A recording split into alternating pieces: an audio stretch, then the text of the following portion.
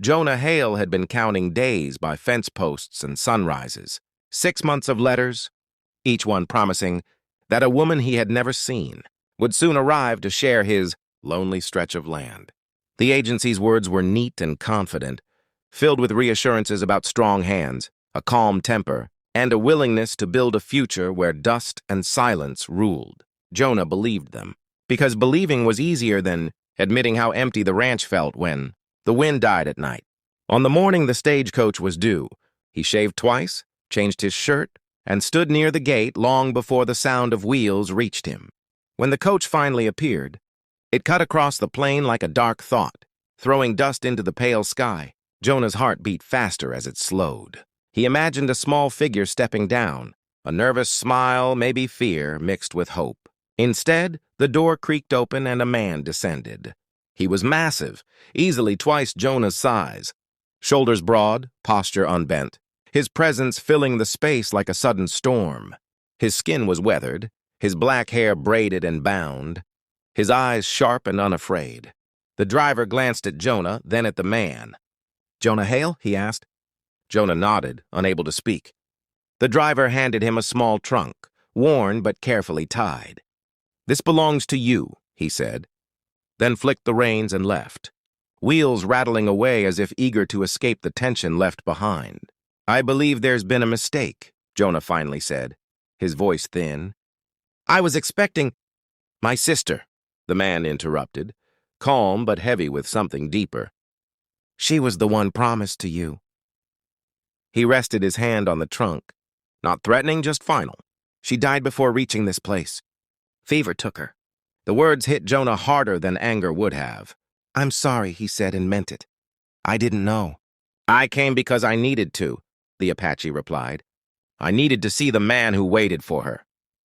His gaze searched Jonah, not cruel but measuring. "My name is Taza." Jonah looked around at the land he thought he understood, now suddenly strange and exposed. The promise he had ordered had arrived in a form he could never have imagined, and with it came a weight he could not refuse. "You can stay the night," Jonah said quietly.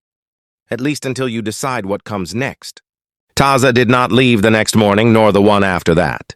He rose before dawn, moving silently across the ranch as if the land itself had taught him where to place his feet.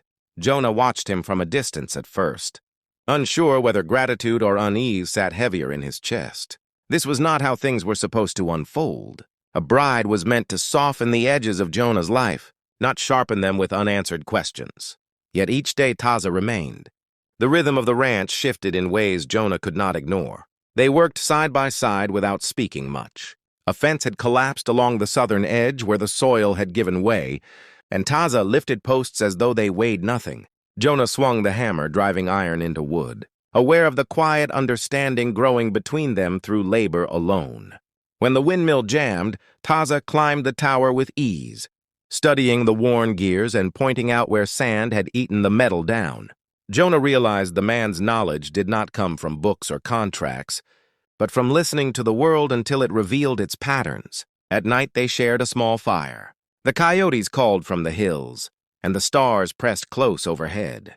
Jonah finally spoke of the letters, of how the agency promised companionship in exchange for coin, how loneliness had pushed him to trust ink on paper. He admitted the shame of it, staring into the flames as if they might burn the truth away. Taza listened without interrupting, his expression unreadable. When Jonah finished, the silence felt less judgmental than he feared. "Promises made from far away," Taza said at last, "are still promises. My sister believed in them." He poked at the fire, sending sparks into the dark. "She believed she could build something here." Jonah nodded. "I never meant to hurt anyone. I just wanted someone to share the work." Taza's gaze lifted to the land, to the open stretch of earth that demanded strength and patience in equal measure. "This land does not care who you are," he said. "Only what you do." He paused, then added, "I will stay until I understand why she chose this place."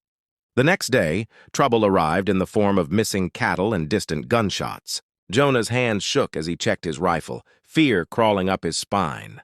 Taza stood beside him, calm and ready, and for the first time, Jonah realized he was not facing the harshness of the frontier alone.